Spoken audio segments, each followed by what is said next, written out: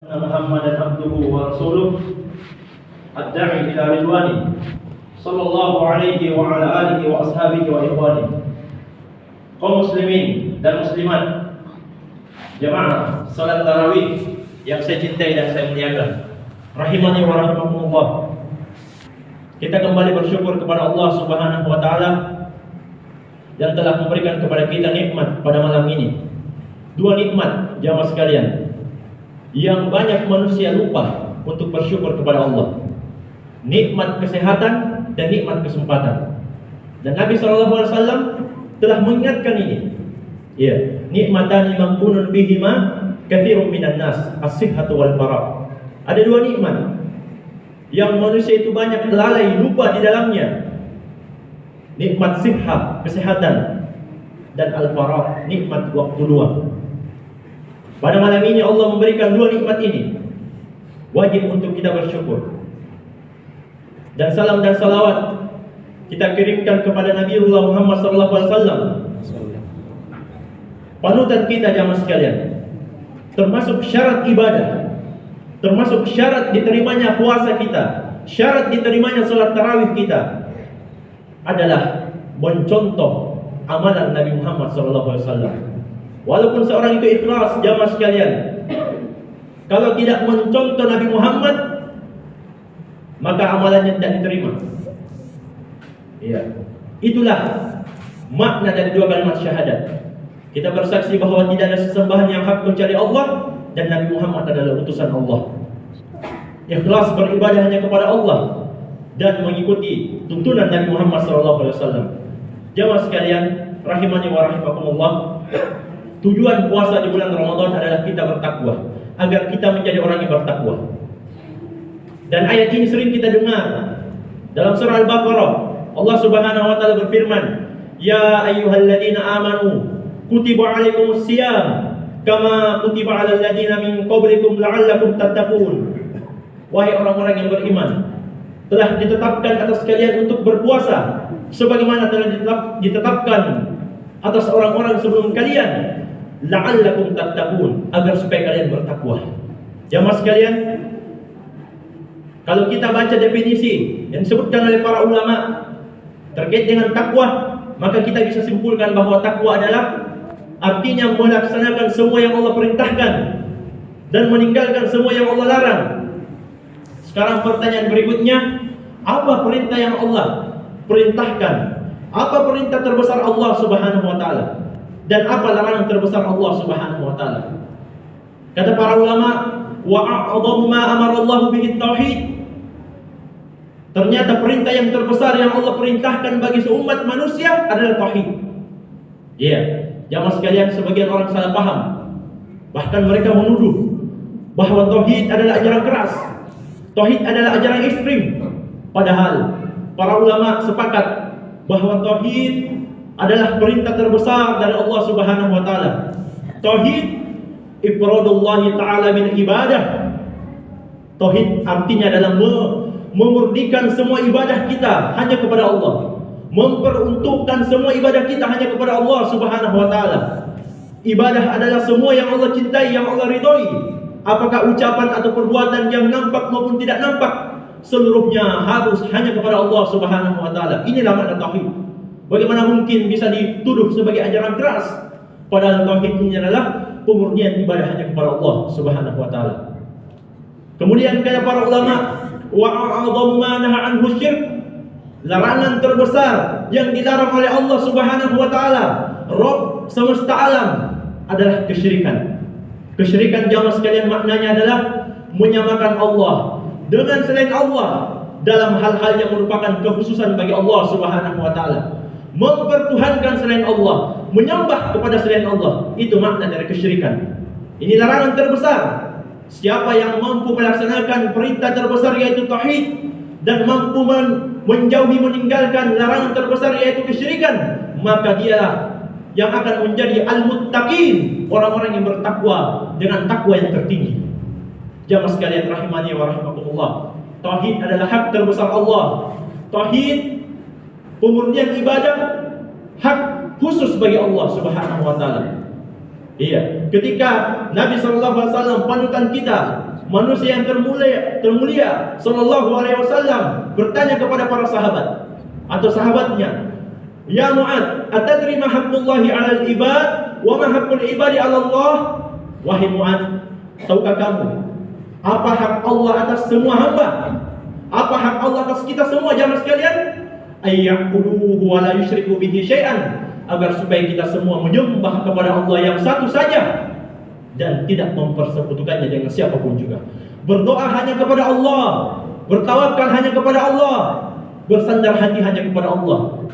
Tidak berdoa, tidak bertawakal kepada siapapun juga selain Allah. Itulah hakikat tauhid. Ini hak terbesar Allah Subhanahu wa taala. Kemudian kata Nabi sallallahu alaihi wasallam, "Wa haqqul ibadi 'ala Allah an la yu'adziba man la yusyriku bihi syai'an." Dan ketika para hamba telah menunaikan hak Allah ini, maka Allah tidak akan menyiksa, tidak akan mengadab siapapun dia yang tidak mempersekutukan Allah sedikit pun juga. Jamaah sekalian rahimani wa rahimakumullah, perlu diketahui tauhid ini perintah terbesar dan kesyirikan adalah larangan terbesar. Sampai-sampai Allah tidak akan maafkan orang-orang yang wafat di atas kesyirikan. Sampai-sampai Allah tidak akan ampuni kalau dia tidak bertobat sampai berjumpa dengan Allah dari dosa kesyirikan. Allah masih mungkin mengampuni dosa riba, Allah masih mungkin mengampuni dosa zina, Allah masih mungkin mengampuni dosa ghibah. Tapi kesyirikan, menduakan Allah, mempersekutukan Allah, kalau seseorang tidak bertobat sampai mati, maka Allah tidak akan mengampuni. Allah tegaskan dalam surah An-Nisa, "Innallaha la yaghfiru an yushraka bih wa yaghfiru ma duna dzalika liman yasha." Allah tidak akan maafkan dosa kesyirikan, Allah tidak akan maafkan menuhankan selain Allah, Allah tidak akan maafkan mempersekutukan Allah, dan Allah mungkin memaafkan dosa di bawah syirik, di bawah kesyirikan, liman yasha, bagi siapa yang Allah kehendaki. Jamaah sekalian, ngeri, luar biasa ancaman Allah, peringatan Allah. Di ayat yang lain Allah ingatkan bagi orang-orang yang mempersekutukan Allah kemudian dia belum bertobat sampai wafat, Allah Subhanahu wa taala akan mengharamkan surga untuknya. Jamaah sekalian, ketika kita wafat hanya ada dua tempat kembali, surga dan neraka. Kata Allah, "Innahu may yusyrik billah faqad haramallahu 'alaihi al-jannah wa ma'wahu an-nar wa ma lidh-dhalimina min ansar." Siapa saja yang wafat dalam keadaan mempersekutukan Allah, maka Allah Subhanahu wa taala akan haramkan surga untuknya, tempatnya adalah neraka, dan tidak ada satupun penolong bagi orang-orang yang zalim ini. Jamaah sekalian, orang yang mempersekutukan Allah adalah orang yang melakukan kezaliman yang terbesar. Iya. Kemudian jamaah sekalian rahimani wa rahimakumullah, sebaliknya, tauhid ini kalau kita amalkan, maka dia termasuk amalan yang paling cepat untuk memasukkan seorang hamba ke dalam surga. Iya. Seseorang yang beribadah murni hanya kepada Allah, mereka akan masuk ke dalam surga dengan jalan yang pintas, jalan yang cepat. Kita bisa baca dalam surah Al-Kahfi di ayat yang terakhir, Allah Subhanahu wa taala berfirman, "Faman kana yarju liqa'a rabbih." Barang siapa yang mengharap liqa, perjumpaan dengan Rabb-Nya. Kata ahli tafsir, Al-Imam Ibnu Katsir rahimahullah, salah seorang ahli tafsir dari mazhab Syafi'i, kata beliau, "Ai tawabahu wa jazaahu shalih." Siapa saja yang mengharapkan pahala dan balasan yang terbaik bagi Allah atau dari Allah. Jamaah sekalian, apa balasan terbaik dari Allah? Balasan yang terbaik adalah surga. Maka kata Allah, "Falyamal amalan shalihan." Hendaklah dia beramal saleh. Kata Imam Ibnu Katsir, amalan saleh adalah amalan yang tepat mengikuti tuntunan Nabi Muhammad SAW, tidak menambah-nambah dalam syariat, tidak menambah-nambah dalam agama. Ini amalan saleh. Wala yusyrik bi ibadati rabbih ahadan, kata Allah, dan jangan dia sekali-sekali menyekutukan Tuhannya ahadan, dengan siapapun juga, dengan apapun juga. Kaum muslimin rahimani wa rahimakumullah, inilah keutamaan tauhid dan bahaya orang yang melakukan kesyirikan kepada Allah. Kemudian jamaah sekalian, masih ada waktu. Tauhid ini juga sebab terbesar Allah memaafkan seorang hamba.